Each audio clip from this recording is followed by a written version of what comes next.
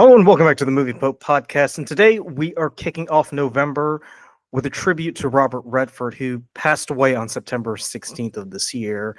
Um, and rather than just reflect on his life and just chat about what we thought of his legacy and all that stuff, we would do what we always do best on this channel and review his movies.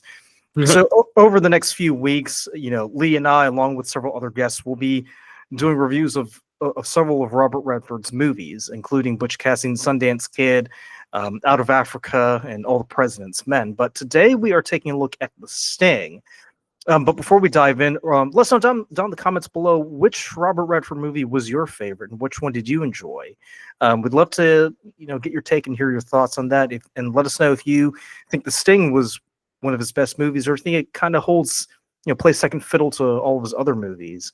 And as always, thanks so much for tuning in, and let's dive in. So The Sting is one of those movies that flew under my radar because I've seen most of Robert Redford's other movies, like 3 Days of the Condor, All the President's Men, Butch Cassidy, the big ones. But The Sting was one of those movies that I really didn't know too much about until I heard that he passed probably about a month ago.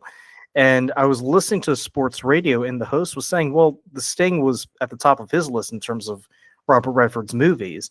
And they kind of piqued my curiosity because I was like, well, I never really heard of that movie. I better check it out. And then when we were discussing what movie, you and I were going to review as a tribute to Robert Redford, you brought up The Sting. So yeah, Lee, that was my first thing, right? That was my first response. Yeah, so what is it about this movie that just made you think, hey, this is a good example of Robert Redford's craft as an actor during his, what was it, like 60 plus years of being on screen? Yeah, absolutely. And not only just 60 years on screen, right? We think about all the success he has as a director as well. So truly a guy that had, it's so impressive to see guys like that. I also think of someone like Clint Eastwood, right? That was such an iconic character on screen, and then he's able to go into the director's chair, and then put out fantastic movies, right? Don't say anything about Clint Eastwood. We don't want him dropping, plot. Sorry, Clint. Don't do anything. So when I thought about, right, The Sting was probably one of the earliest things I remember being shared of Robert Redford, right? That was kind of, I think, one of the first things I saw. I've seen things like All the President's Men, which I thoroughly enjoyed. Mm-hmm. And I certainly like lots of other things. I know you're going to be talking about Butch Cassidy, the Sundance Kid. Seen stuff like, The Natural, and even some like smaller things like the movie Sneakers, which I just have a soft place in my heart for. But he's done a lot of really good things. But The Sting to me was this like really fun, piece that happened, and you have such a great group of characters where he's sharing the screen with guys like Paul Newman, and Robert Shaw, and I just love this dynamic that they had, and I thought this would be a really fun one to look at, especially because I know you're going to be reviewing Butch Cassidy, the Sundance Kid, along with some other things, and this was one that I believe Butch Cassidy, Sundance Kid came out before this, right? A few years before this one, if I recall correctly. Yeah, because The Sting was made in '73, so I think Butch Cassidy came out in 1969 or something. 60, yeah, something like. Okay, so it's a few years before this. Directed by George Hill, right, and also had both Robert Redford and Paul Newman in it. So I think always really cool to see these kind of directors and actors getting together and be able to do a few different movies out there and really doing a fantastic job with all of them. So. Well, what I find unique about Robert Redford's movies is that whenever he's in it, he's not playing the lead, but he's not playing second fiddle either. You know what I mean? Because like for example, Butch Cassidy and The Sting, like he's not the main actor you need to focus on. He's part of a double act. He's basically acting alongside like another big name, like in this case Paul Newman, or all the president. Yeah, all the President's Men were it's him and Dustin Hoffman, or even something like The Way We Were, right? It's him and Barbara Streisand. So it's not like one of those movies where you know the actor, you know, you've got one actor in the lead role and he's the focus, like Keanu Reeves and John Wick, for instance, right? Like when you think of John Wick, you think of Keanu Reeves because he's front and center. When you think of Robert Redford's movies, usually I mean, you're going to think of him plus one other person, but that doesn't necessarily diminish his talent or diminish his role in the movie. It's that, you know, whoever he's with kind of complements him, kind of plays off of him and works with him in a way. So another thing I will say too is that the Sting does have a pretty interesting legacy in pop culture, because you know, because as you'll be discussing later on in the movie, I mean the idea of the con artist going after the con man, or you know the criminal, I should, you know, in the case of the Sting, it's something that we've seen a lot in movies and TV shows. The big ones that come to mind, there was an episode of Community called Intro to Grifting, where the students at Community actually learn how to out grift a grifter. And the way that the episode's formatted, it's formatted very much in the same way that the Sting is, you know, with the interstitial, you know, with the little title cards and everything, and the old-timey music. But there was also a King of the Hill episode that had Jeff Goldblum in it, oddly enough, where Peggy actually organized a very elaborate scheme to basically trick a con artist as well. So it's nice to see that the Sting's legacy kind of has far-reaching, has far-reaching influences, besides it being, you know, relegated to the screen or to the DVD or streaming, as it were. So without further ado, Lee, why don't you go ahead and take us into The Sting from 1973? Yeah, absolutely. So so in The Sting, right, we get this kind of opening sequence, and I think this is something I've enjoyed more, especially when you see these older films, right? I feel like nowadays it feels like everything has to happen so fast and we have to rush to every single scene. I really like in The Sting, you have that opportunity just to kind of live in this world and get to know the characters. You know, you kind of get drip some information from them. And I think, you know, perfect example of this, right, is I'm going to call him the main character. To your point, right? Obviously, you know, him, Hooker, played by Robert Redford, and then you have Gondorff, played by Paul Newman, are, you know, I would say dual actors, but are dual main characters. But Hooker definitely gets the most screen time on this, right? And that's where our journey starts with Hooker. And I like how the movie doesn't just like explain anything about what's going on, right? You just kind of get introduced with it, which I thoroughly enjoy, right? It's you being able to watch a film, not really know what it's about, and just be able to experience what everyone's going through. And it really does start with him. You see him really being a grifter, right? He sits there and he cons this guy out of money. And you see that the person that was wounded in this was actually a part of the job, right? So, you know, you kind of see what he's all about, right? And really for Hooker, he's a kind of he's a character that's good at grifting, not very good at a lot of other stuff. One of them would be managing money, which I guess might explain why his career in grifting is needed. Because we see that as soon as he stumbles upon any kind of money, he immediately goes out. He, you know, spends on a whole bunch of fancy clothes. He has, I'm gonna call it, does he have like a stripper girlfriend? I don't really know, but he seems to be one dancer in particular that he's, you know, trying to have a good night with, so is trying to take her out and spend money on her. And then what does he do at the end of the night? He sits there and he blows the majority of his money gambling. And I guess ironically enough, the gambling, so he's playing roulette. The roulette wheel is rigged. So which I feel like if you're a grifter, you should kind of know where you can and can't go to spend money, because you know other people are going to be getting screwed out of money. So I thought that was kind of curious because he seemed to know the place, but I feel like he would know if the place is kind of set up.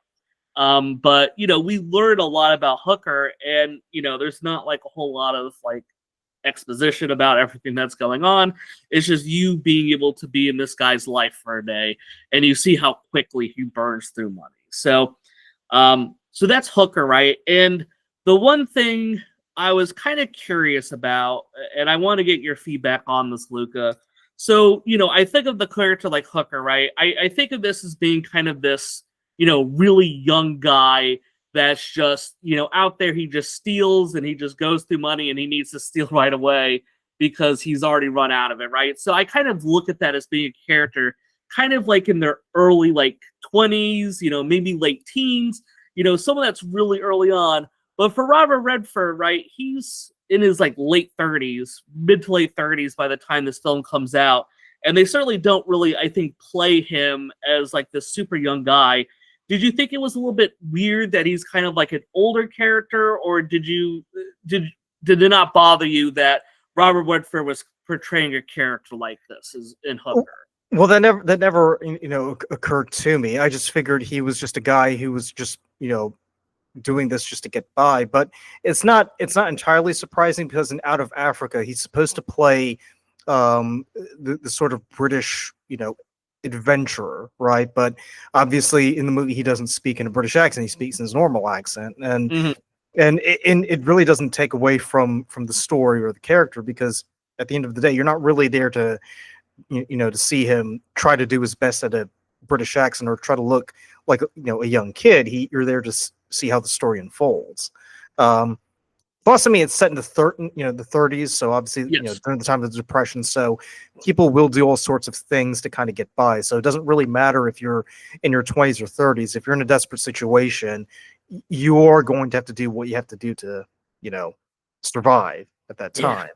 That's a fantastic point. I didn't even think about that, but you're right. I think that, as I said, I think my perception, I think some of that's clouded too by kind of like a lot of things that are out there now where, we kind of have this idea of this like, young pickpocket that's kind of building his way up to a big score with kind of a seasoned veteran. And you do bring up a good point that the time period does need to be really considered with this because, desperate people do desperate things regardless of age. So that's a really good point. And with Hooker, right, one of the main people he's with is the character Luther.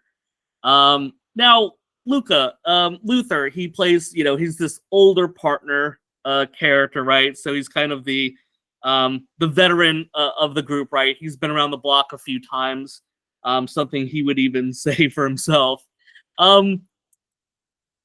Did you recognize who this was when you started to watch it? Because I will say for myself, right, I know his son very well, right? A very iconic person. I wasn't as familiar with the father of this, which I thought was pretty interesting. So did you recognize who that was when you started to watch that, the character of Luther? Well, at first because of the voice, I thought, Yes. the voice sounds really familiar. So I I thought, know. and I thought it was curious too, because I'm like, so he's just a few years from voicing another famous character in a very famous franchise.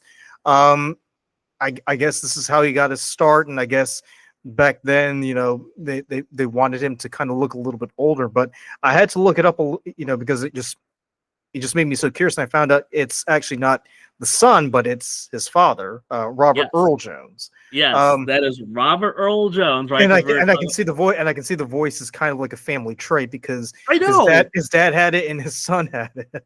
Isn't that wild? Like that totally blew me away, right? Because I'm like, James Earl Jones, right, has such an iconic voice, right? I mean, that is a voice that, you've heard that one way or another, right? You're referencing Star Wars, obviously, which was immensely popular, right? And then for a lot of people that were growing up, like in our age bracket, you think about Mufasa from The Lion King, right? So a voice that you're extremely used to. And when I heard him, I'm like, wow, that guy has a very cool voice.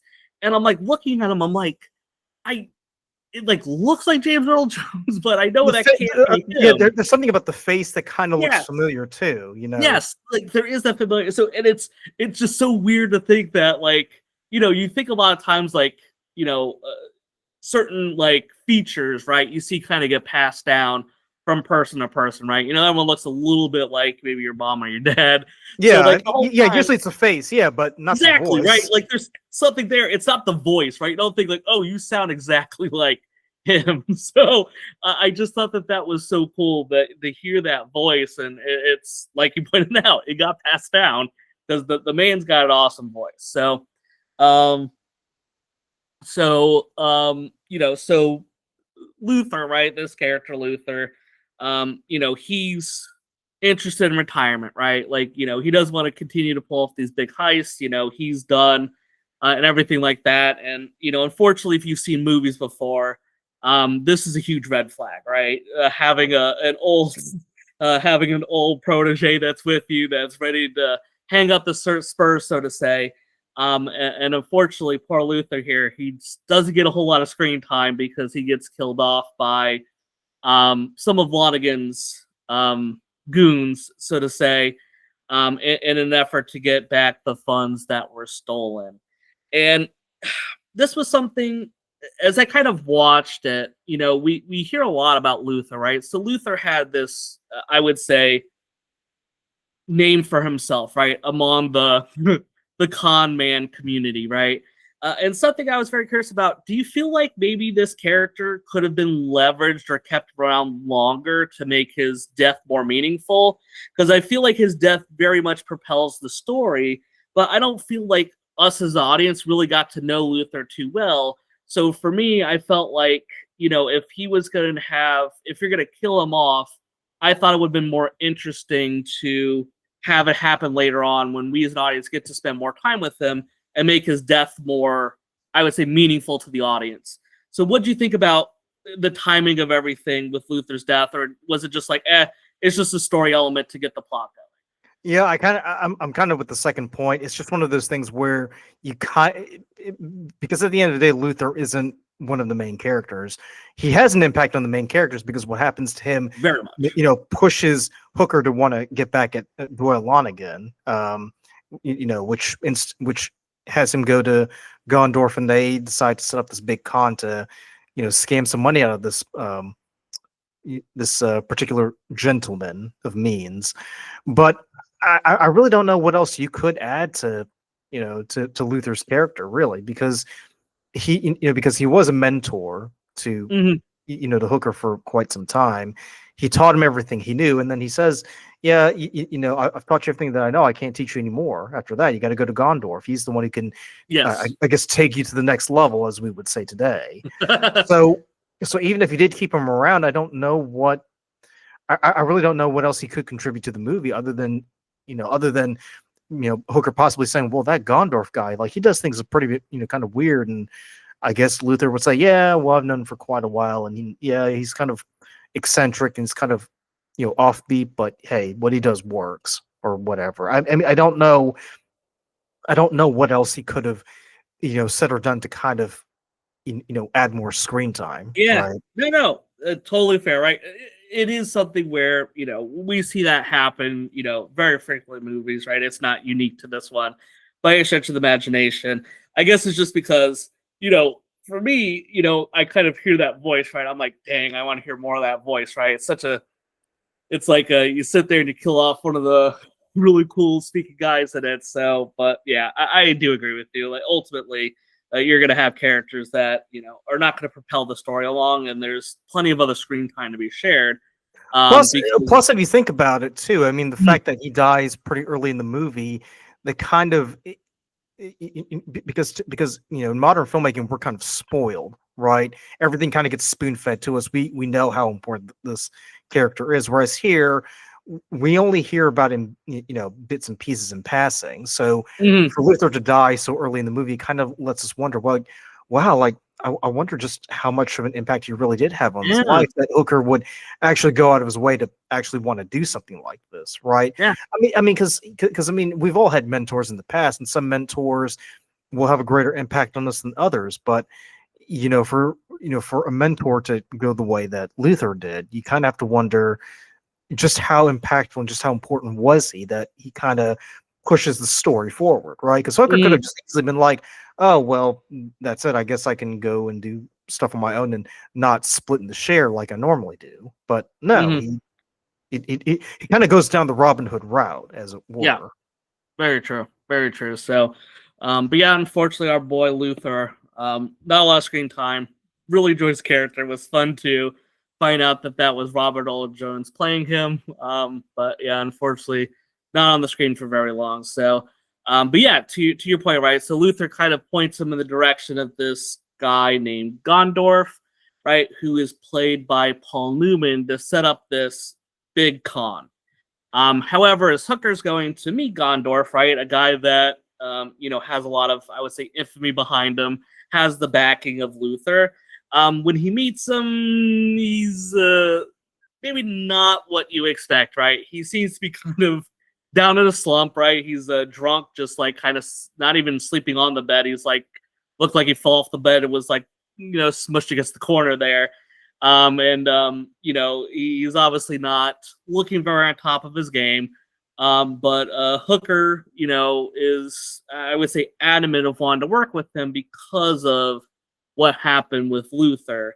And it seems like Gondorff knows of Luther as well. So whether or not they worked with him or Luther just has that type of name behind him, they both agreed to, kind of team up to go after Lonigan, right? So Lonigan was the mob boss that was a part of the initial grift that Hooker unknowingly did, right? So Hooker, took this money not knowing who it was from, just for it to be Lonigan, who's a mob boss, not the right person to steal from, if there ever was one. And Lonigan's actually played by Robert Shaw.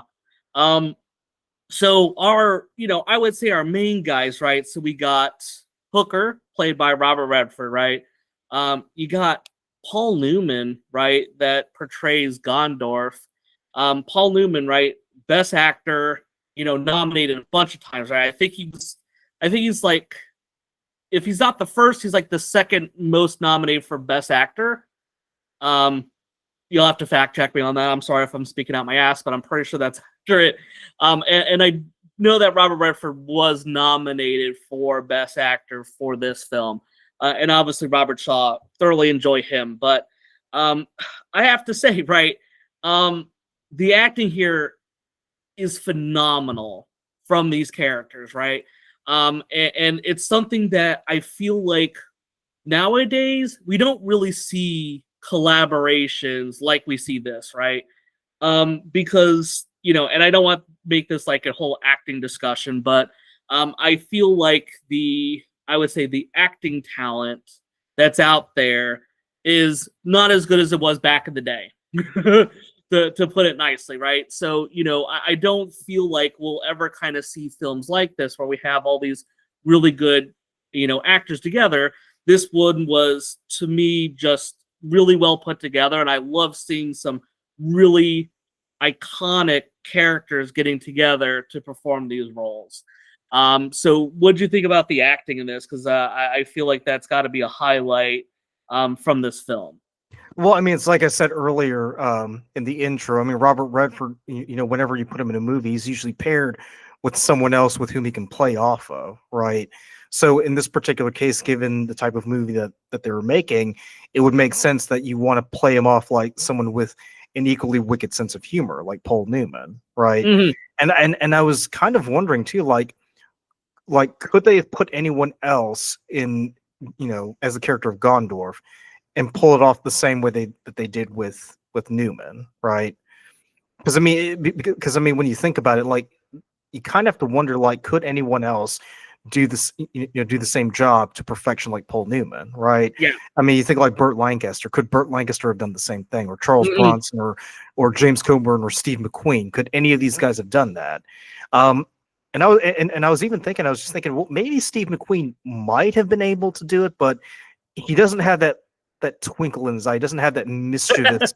He doesn't have the same level of mischief that Paul Newman has, right? Because we did a review of Cool Hand Luke earlier this year, and when we did our review, I mean, Art mentioned that the big thing about Paul Newman was he always just played with this sort of sly tongue in cheek kind of thing that kind of manifests in that famous smile, right? So I mean, like, if if you put anyone else in the role of Gondorff, depending on their technique as an actor, they may have been able to do a decent job, but they wouldn't have played it with the same level of mischief that's required, because Gondorff is a pretty mischievous guy. I mean, Oh yeah. I mean, the FBI, or well, I'm gonna say FBI in quotes here, air quotes. They're after him because he's been known to basically scam a lot of people. I think, including a senator, for instance. So this is a guy who kind of aims high and kind of lets his mouth do all the talking while his hand reaches into your back pocket and pulls out your wallet, right? I mean, do you think any actor could have possibly done better than Paul Newman, or do you think Paul Newman kind of, like, this was the only role, like, I mean, this is the only guy who could play the role? It has his name put all over it, right? I love the way he interacts with everything, and I love the way he interacts, especially at the beginning with Lonigan. It's hard for me to envision a different guy there. So I think they hit the nail on the head when it came to the decision to go with this. I'm sure a lot of it too deals with the fact that the director already worked with him on Butch Cassidy's Sundance Kid, so I'm sure that helped out a lot with that choice. But yeah, I think they really nailed it with this. And, this is where they start to, kind of talk about, or they start to plan out the con, right? Now, for the sake of the review, right? So the con, every character has their own name involved in the con. I didn't want to go back and forth between their actual character name and their, I guess, play name that they would have for the con. So for the sake of argument, I'm just going to stick with their normal character names, just for the sake of brevity and not to drive everyone crazy. So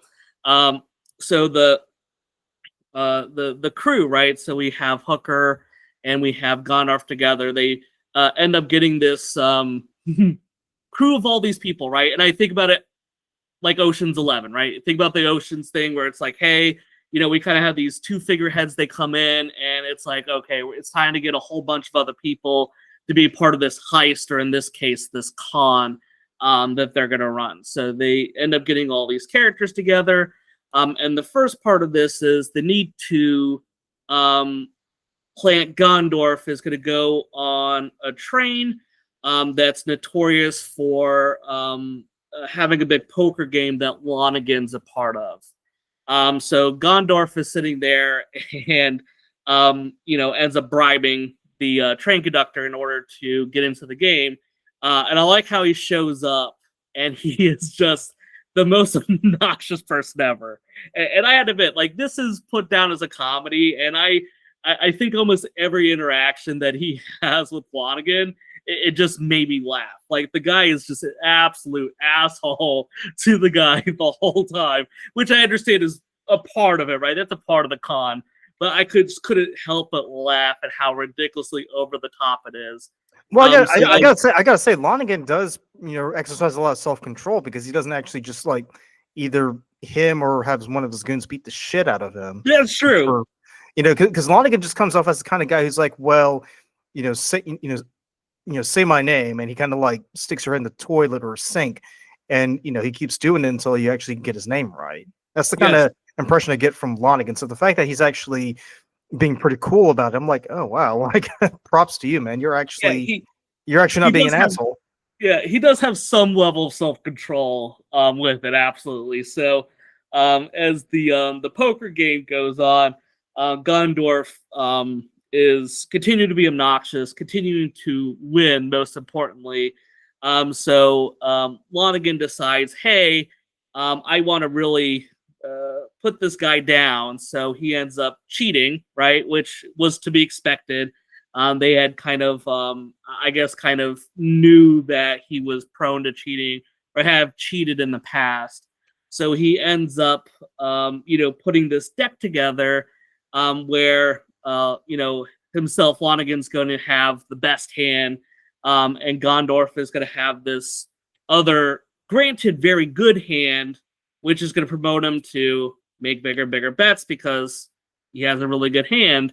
And I love how, the movie does this great job of, like, showing us the cards and seeing, like, hey, Lonigan's got 4 9s, and you see, Gondorff has these 4 3s, and you're like, oh no, like he's gonna totally fall for this. Like, you're seeing the cards in his hands, and then when the reveal comes to what was there, Lonigan shows his 4 9s, but then Gondorff shows he now has 4 jacks. 4 jacks that you very clearly didn't see in the hand. And I love how the movie just portrays that, right? Because it could have just not shown you anything and just be like, hey, you kind of have to guess what's going on. But it does a very good job of selling you that he has this hand just to have this reveal of something totally different. And I thoroughly enjoyed that. I thought that was such a, kind of a cool thing. Something's going to happen, but I think the way that they filmed it really kind of added some extra weight to it. Because Lonigan did rig the deck. I mean, we saw that happen. Yes. What did Gondorff kind of like have these cards hidden somewhere else and then kind of pull them out? Because I know he's looking over his shoulder at the henchman before doing anything. Yeah, no, absolutely. And that's what I have to assume, right? Because, I mean, you do see, and they do set it up, right? Because you see Paul Newman playing with the deck earlier, right?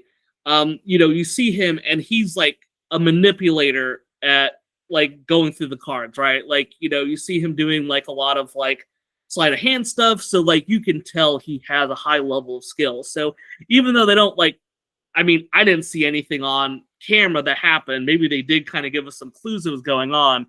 But I didn't catch it if it was happening. But you do know that Newman has really good, Gondorff has really good sleight of hand. And because of that, I totally bought into the fact that he just happened to have 4 jacks available and he did it, right? And I thought that was, like I said, super cool. Thoroughly enjoyed it. So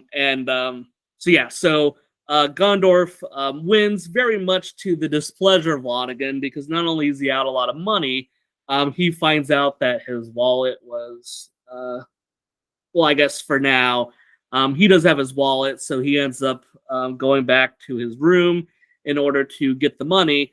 So Gondorff sends Hooker to go get the funds from him, right? And this is where I guess the plot thickens, or the con continues, because now Hooker shows up there, and he's supposed to be kind of like an underling for Gondorff, but he very much plays it off like he's really upset with his boss. So Hooker kind of explains to Lonigan, like, hey, this Gondorff guy, he's actually been looking to set you up for some time, right? So he had this, broad steal your wallet earlier, and that card game, yeah, he cheated on that, right? That's how he managed to get the jack. So kind of funny that Lonigan was trying to cheat, and then he got, out-cheated, so to say. Mm-hmm. But in essence, right, Hooker comes up with this plan, like, hey, I want to take over Gondorff's operation. I want to have you help me do that. And I think that it was interesting how they set that up, because we see in earlier parts of the film that Lonigan kind of did that already to kind of build his empire, right? He was already kind of going behind and getting rid of the competition, so to say. So I did find it very cool that they kind of like set him up for falling for something like this. And this is where, Hooker kind of explains all this, and Hooker has this rigged horse betting scheme that he's going to set up to, bankrupt Gondorff, right? So I like that. And let me tell you, right? So this horse betting scheme that they come up with, right? It's incredible to think, like, they have this such tight window of time where they buy this like rundown, shitty looking room, right?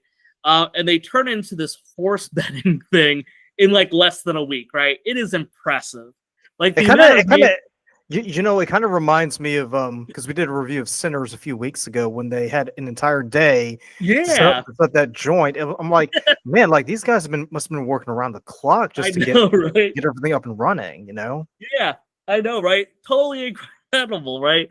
So they're able to get like this whole like horse betting room set up, and they fill it with everyone else as a con person, right? So there's not a single person in there that's there for any reason other than the con. They're not even really, well, they are getting results, but they're like delayed results. But everything is fake from like the board, and I love this attention to detail, right? Because if you are going here and you're experiencing this, you would have no idea that anything's going on, right? It's just, it feels so realistic to what I would imagine that atmosphere building, or excuse me, the atmosphere being. So it's cool to see how quickly they're able to establish this. And it just shows how good this group of character is to pull off this con. It is extremely believable. Well, keep in mind too, Lonigan, he's a mob boss, so you have to make it pretty convincing that he knows he's Yes. in a legit, horse betting place. Because I'm assuming a guy like him, in the 30s, he's probably been to a lot of horse betting, places. So if Mhm. you've seen one, you've seen them all, and if they got one detail off wrong, I'm sure Lonigan would have been like, "Well, what's going on there?" Yeah. That's usually not how other horse betting places do it, right? Yeah, yeah, absolutely. So you do have to be very careful because yeah, he definitely is gonna notice if anything is off, right? So Hmm. so they're playing this con and they're kind of slowly, having Lonigan like place these bets and they're doing these bets bigger and bigger as they move forward. So they're trying to kind of reel in the big fish, so to say. But while all this is going on, we do have the FBI show up, right? So the FBI shows up on this, and they're looking to get Gondorff, right? Because he has in the past um, robbed a lot of people, robbed a lot of important people as well. So they're kind of paying attention to this scheme. So they threaten Hooker to kind of be a part of this. Otherwise, they're going to, arrest himself and also Luther's widow, right? So, Yeah. they're kind of Well, keep in mind too, because another storyline is you got Lieutenant Snyder, who's basically yes, he's basically chasing Hooker whenever he sees him, right? correct, Um, yes, so yeah, so they kind of corral Snyder into this, and they're like, "Hey, we kind of need your help in, in bagging Hooker, because if we get Hooker, then we get Gondorff." You know? correct, yeah, absolutely, yes. So thank you for pointing that out. And yes, there is some side things that are happening, right? So we do have this corrupt cop that's going on.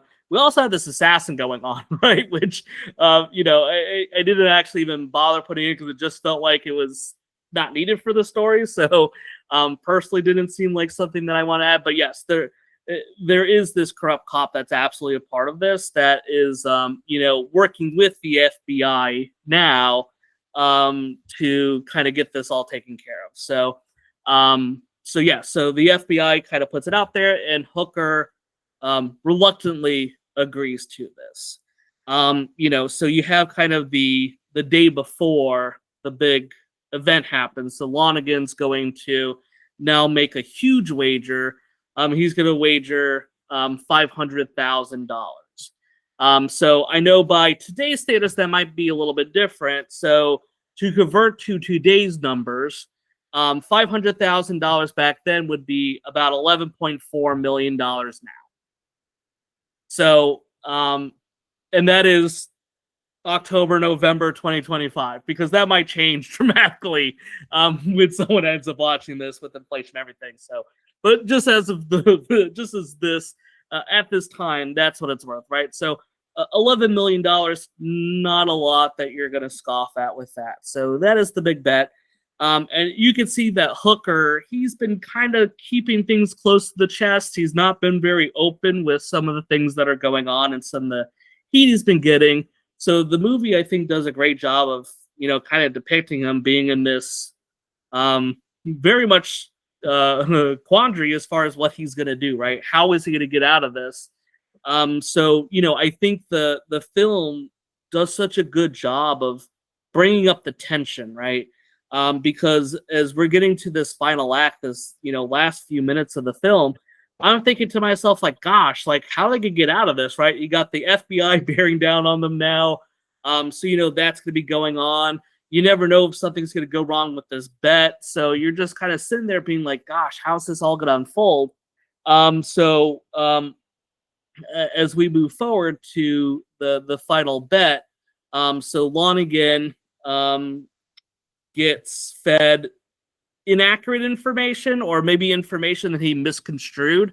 But Lonigan is pretty much going to be out $500,000, and the FBI comes in as the bet was made, and the FBI, kind of, thanks Hooker for doing this, and then you have Gondorff. He pulls a gun and shoots Hooker in the back, and then the police return fire on Gondorff.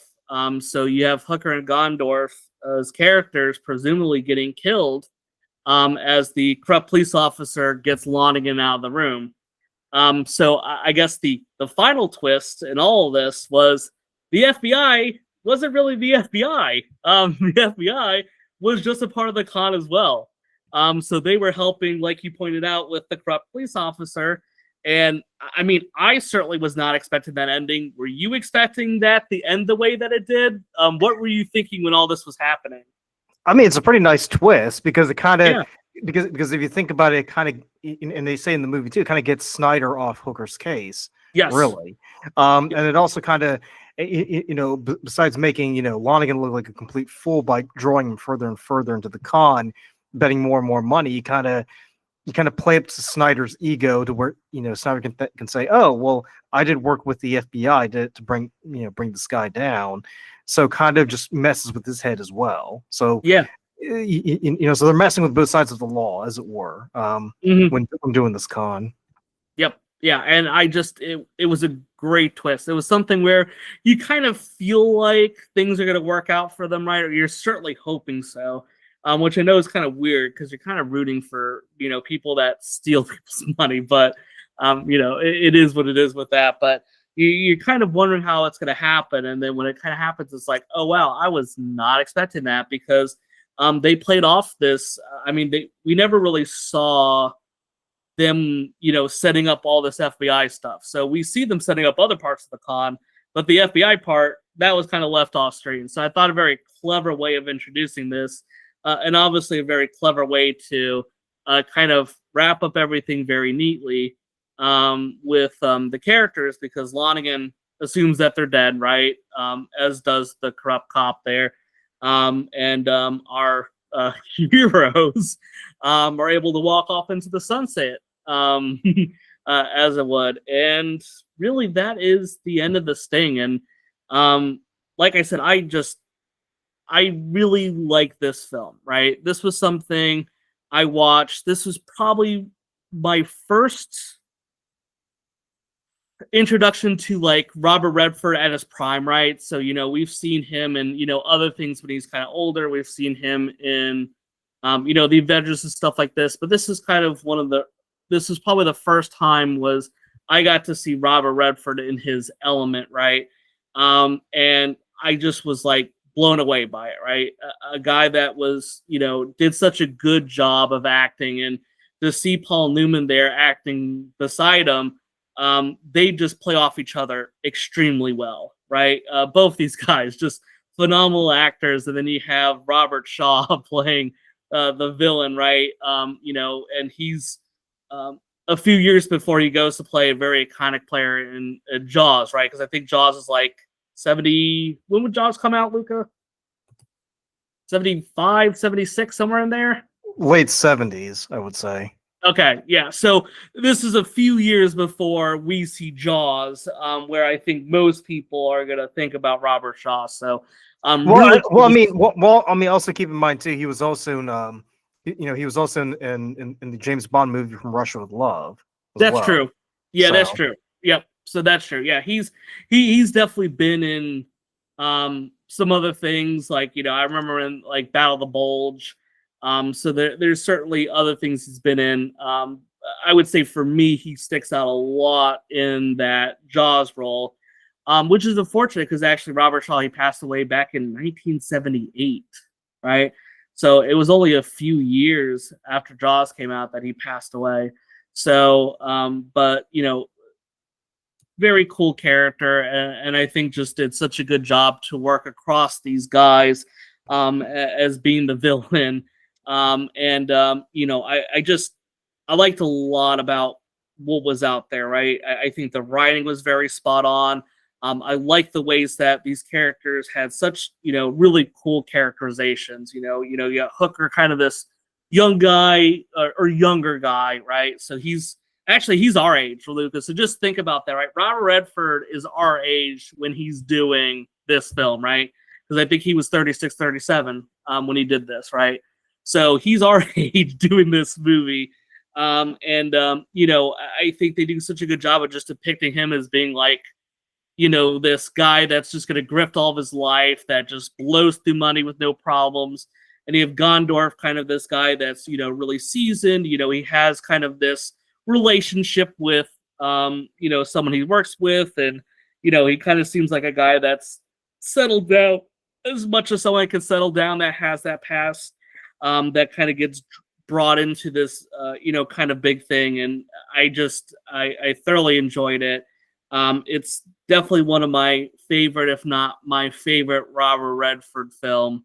It just reminds me of seeing these older films that I think are just, there's such, I love the filming of how they do things, back in this time frame, right? I kind of have alluded to, nowadays it feels like everything gets edited to hell, where you're on a scene and like everything has to be shot on different cameras. There's times where that these people didn't share an ounce of screen time together, but they film like the back of people's heads, or they do this. Like there's just so much stuff that takes you out of the film. Whereas with something like this, they really take the time to spend times in these scenes to allow you to get to know the characters. And it's something I thoroughly enjoyed. So if I had to give the Sting, right, a grade, I would give it a 4.4 out of 5. I enjoyed it. I enjoyed everything about it. I think story-wise, there's maybe a few elements I maybe tweaked if I'm the director, but what the hell do I know? The movie turned out great regardless. So, Luca, what are your final thoughts about The Sting and your first viewing of it? I'd probably give it a 4 out of 5. For me, the really big thing is the production value. Just making it look like it was 1936. It's amazing. Not to mention too, like you get to see Robert Redford, try his comedy chops, really. Because even in Butch Cassidy and the Sundance Kid, you really don't get that much of a comedic element because it's more of a Western movie, really.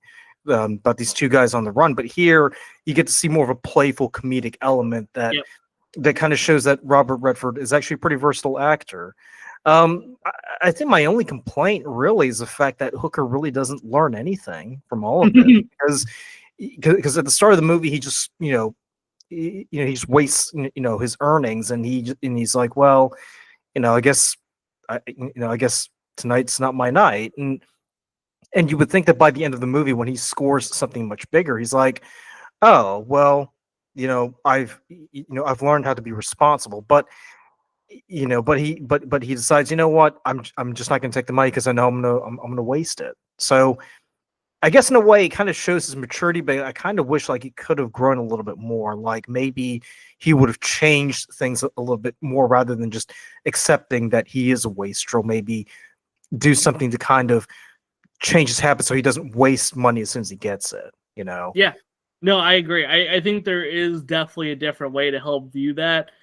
Because he even says it himself that he just loves grifting, right? But yeah, I think for like an audience, right, we would like to see a little bit more of that change happen, because it's kind of like, hey, I go through all this. It's like, especially because you think about Luther being killed as a part of this whole thing.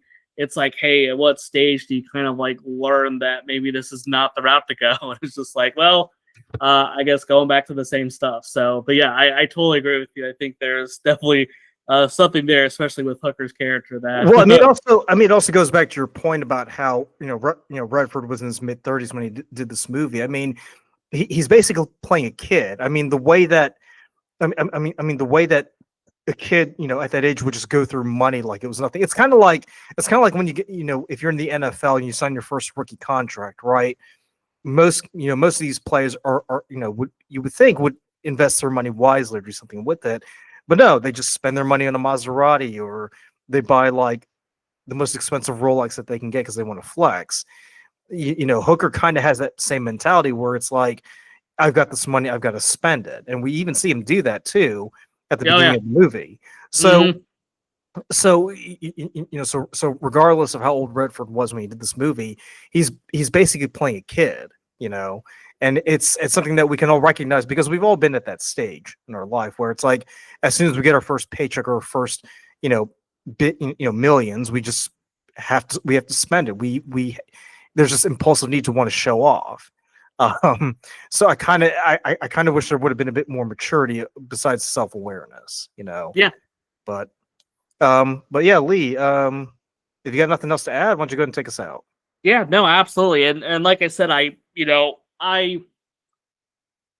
Robert Redford is he's just such a phenomenal actor. And I think back to his, we were talking a little bit earlier too about, it's not just his acting ability, but I mean, a phenomenal director as well. So, I hope that as we move forward, right, that actors like Robert Redford, right, and he's certainly not the first actor that's, passed away, but, I hope that we don't ever lose sight of the work that these guys have done, right? Movies like All the President's Men, right? The Natural, The Sting that we just got done reviewing.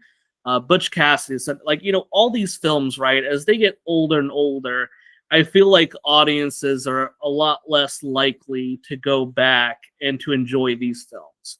Mm-hmm. And something I really hope for as we move forward is that people take an opportunity, right? If you're, checking out films, right? Don't be afraid to go back to, something from the 80s, the 70s, right? Don't be afraid to go back and enjoy a black and white film.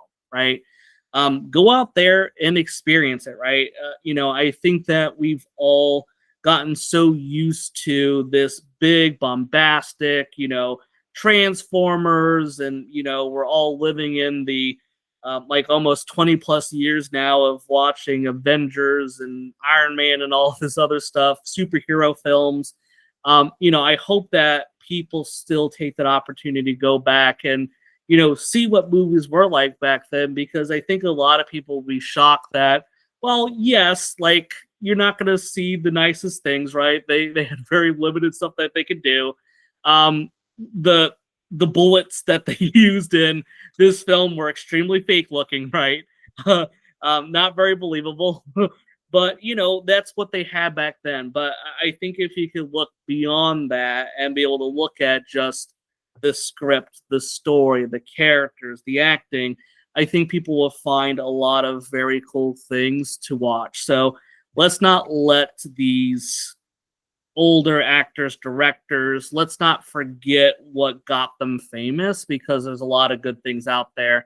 I think everyone can and still enjoys to this day. Well, I think the worst thing that could happen in my book is to take these older movies and rather than just kind of rescreen them or kind of promote them and just say, hey, this is what we used to do and I hope you enjoy it.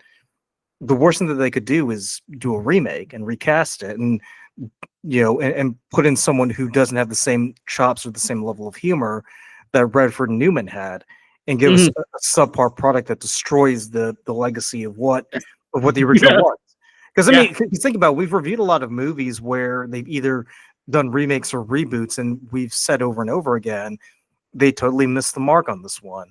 And I don't know if we've had this conversation or not, but I kind of feel like Hollywood is at that point where it's like there really is no originality left. Like, they have to go back into the toolbox and they have to start remaking, recasting everything, right? Yep. Gosh, like, could you imagine if they did a remake of this movie, with Austin Butler? I mean, nothing against Austin Butler, but could you imagine if they had Timothy Chalamet and Austin Butler, play? What's weird? Those are exactly the two guys I was thinking of. I don't know what brain Blake we're on right now, but we've been doing this show for a long time. I mean, something had to happen.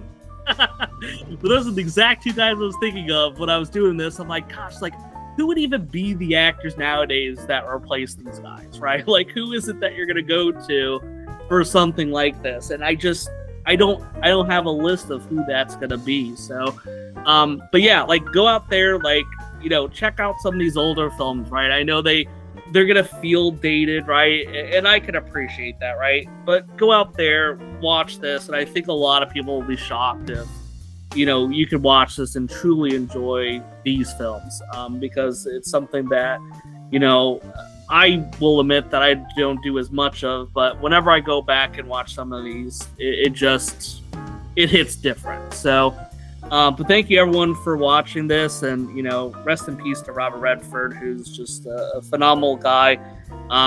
Seems to be very well liked, and just looking over like his wiki page and just seeing kind of all the awards and accomplishments he has.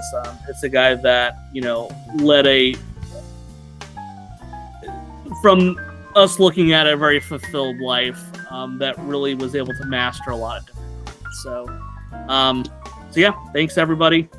Have a great one. Well, hey, Diane Keaton passed away recently too. I mean, at some point we should go back and look at some of her works as well. So yeah. I'd be down for some Diane Keaton. So all right, take it easy, everybody. Bye.